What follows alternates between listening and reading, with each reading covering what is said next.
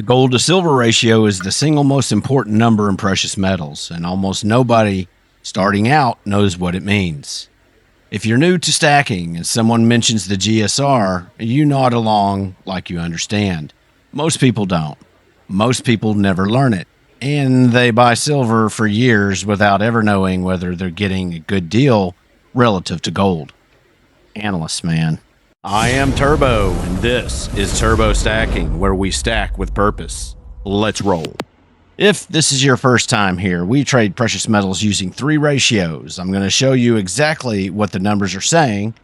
If you find value in what you're about to walk through, hit the like button. It's free, it's reversible, and it tells YouTube this content is worth showing to the next person who needs it. By the end of this video, you'll understand the gold to silver ratio better than most people who've been stacking for a decade. That's not hype, that's math. Here's the thing about the gold to silver ratio. It sounds complicated. It isn't. The math is simple. Take the current price of gold, divide by the current price of silver. That's your ratio.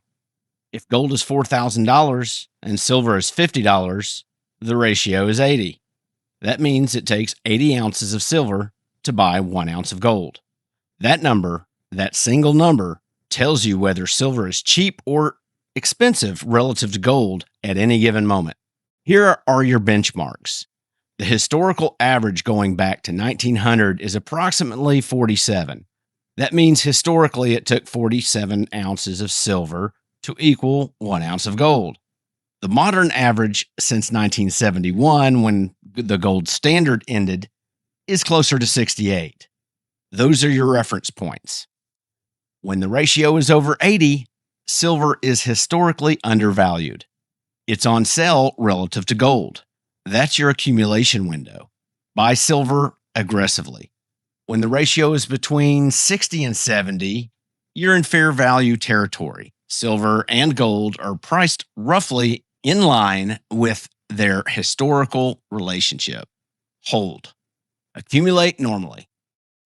When the ratio drops under 60, silver is getting expensive relative to gold. Gold is the better value. And when it drops under 50, you're in a strong gold zone. That's when you consider trading silver ounces for gold ounces. Could you just buy silver without knowing any of this? Well, sure. Millions of people do.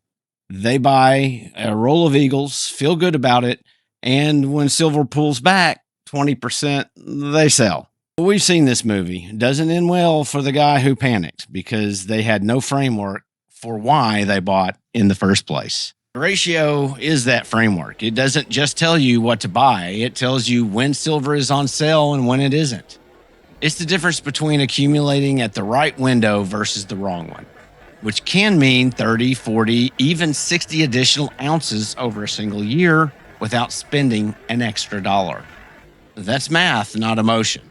I've been using the gold to silver ratio as my primary decision-making tool since I started stacking. And I want to show you what that actually looks like in practice. My ratio trading stack is a fixed closed system.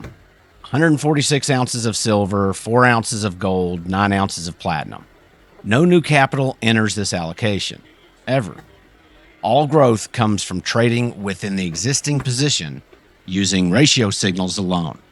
When the GSR was over 80, I stacked silver.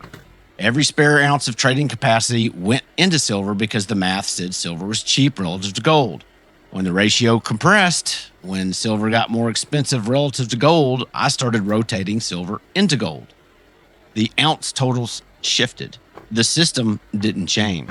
Here's what I want new stackers to understand. You don't need 146 ounces to start using this framework. You need a starting position, a ratio check, and a decision rule. That's the entire system. Step 1, search gold-silver ratio today in your browser. Any major metals data site gives you the number. Step 2, if that ratio is over 80, silver is cheap. Your priority is silver. Eagles, maples, generic rounds, or bars. The form doesn't matter at this stage. Just get ounces. I would stack platinum in a shoebox if the GSR justified it. So, step 3, if the ratio is between 60 and 70, you're in fair value. For every 10 ounces of silver you're targeting, consider adding 1 ounce of gold. The ratio gives you the weight. Step 4, if the ratio is under 60, gold is the better value. Shift some allocation toward gold. Silver can wait. The system tells you when to come back. The minimum stack where this framework starts to matter is 20 ounces. Below that, dealer premiums and spreads reduce your efficiency too much for ratio decisions to be meaningful. Get to 20 first, then think in ratios. If you found this useful, hit subscribe. This is what we do every week: math, not noise, and a system you can actually follow.